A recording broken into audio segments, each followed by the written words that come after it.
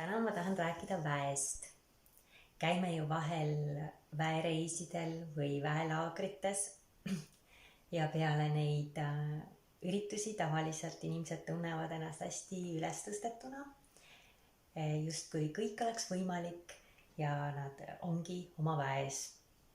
Läheb aga mõni päev mööda või mõni nädal ja popsti kukutakse tagasi sinna oma hamstrirattasse.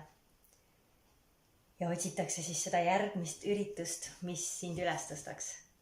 Ja sellised üritused iseenesest on väga toredad, sest seal on juba selle ürituse taotlus ja tegevused on sellised, mis viivad sind sinna väkke ja kuna on ka grupp inimesi, kõik, kes koos teevad, siis see annab sellise erilise jõu sind tõsta. Aga kuidas sinna siis jääda ka pärast? Ehk siis mitte täiesti tagasi minna sinna, kus sa olid enne üritust. Kõigepealt minul näpunäide number 1 oleks see, et mõtiskle selle üle, mis on sinu missioon siin elus, kui sa seda veel ei tea. Miks sa elad? Miks sa oled siin? Mida sina tahad siin maailmas paremaks muuta? Mis peale sind on parem, kui oli enne sind? Ja mõtle selle peale ja vaata, milliseid samme sa saaksid sinna suunas astuda. Et inimene, kes on väekas, see tegelikult elab oma missiooni tunde järgi ja oma väärtuste järgi. Ehk siis sa teed iga päev midagi, et natukene saada lähemale sinna oma sihile. Teine asi kindlasti on vaadata iseendasse. Oma sisekaemused nii-öelda, et sa tõesti tunneksid ennast läbi ja lõhki ja teaksid, mis on sinu tugevused, mis on sinu nõrkused ja seda täiesti neutraalselt, ilma ego sellesse segamata. Et siin aitab tihtipeale kas mõni väga hea ja aus sõber või siis coach, kes aitab sul näha iseennast, et mis on sinu erinevate siis käitumismustrite taga. Ja kui sa seda tead juba, siis on vägi sinus, et sa enam tavaliselt ei näita siis näpuga teiste peale ja ei süüdista teisi oma hädades. Ehk siis tuled välja ohvrirollist ja võtad vastutuse oma elu eest. Ja see muudabki sind väekaks.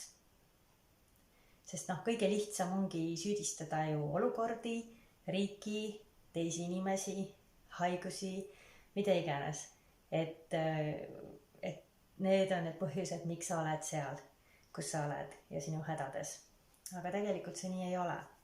Et võta vastutus oma elu eest. Lisaks siis sellele, et iseennast hästi teada ja oma tugevusi ja nõrkusi, siis tuleks seda ka teistele autentsel kujul väljendada. Ehk siis selle asemel, et panna endale pähe mask, ma pean siin silmas siis erinevaid maske, mis me kanname, kui me lähme tööle või praeguses kontekstis see kõlab naljakalt, aga kui me oleme tööl või kui me oleme vanemad või kui me oleme partner, et milliseid maske me kanname. Ja tihti meil on neid maske päris palju ja me unustame ära, et meil see mask ees on. Ehk siis lõpuks me ei tea ise ka enam, kes me oleme. Võta see mask ära. Ja näita autentset sina, kes sa oled. Ole haavatav. Ole julge. Ja ma arvan, et see on üks kõige raskemaid asju tänapäeva ühiskonnas, sest hästi lihtne on teistele hinnanguid anda ja inimesed kardavad neid hinnanguid ja kriitikat nagu tuld. Tegelikult on nii, et need inimesed, kes elavad väes ja on autentsed, need muutuvad ka kriitikale mitte nii vastuvõtlikuks.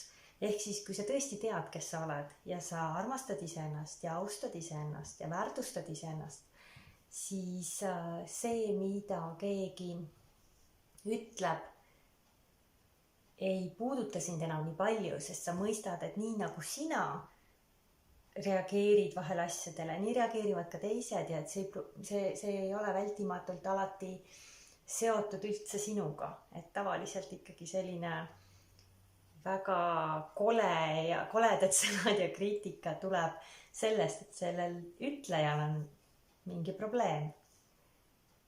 Ja ma ei pea siin silmas nagu seda, et nüüd armasta iseennast ja tea oma tugevusi ja nõrkusi ja nüüd sa võid seal olla ja olla oma nõrkustes ja kõiges kiiksudes mugavalt ja põhjendada, et sa oledki sina.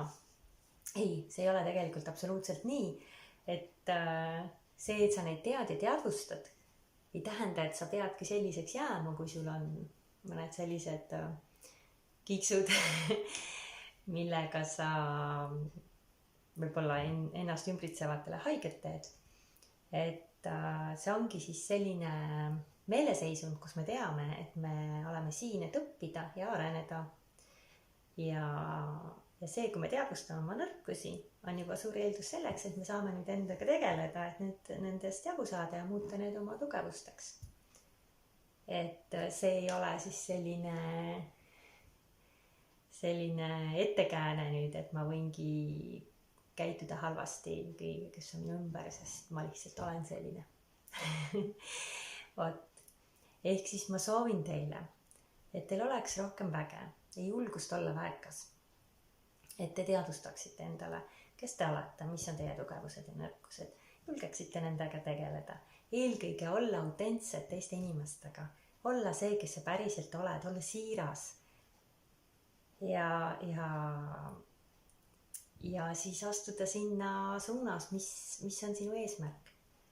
Ja nii sa tunnedki, kuidas sul on rohkem sära, rohkem tugevust, julgust. Ja asjad hakkavad voolama paremini sinu elus. Anna kommentaarides teada, mis sa sellest arvad ja mis on sinu nipid, et astuda oma väeseisundisse ja elada siis selles väes. Au!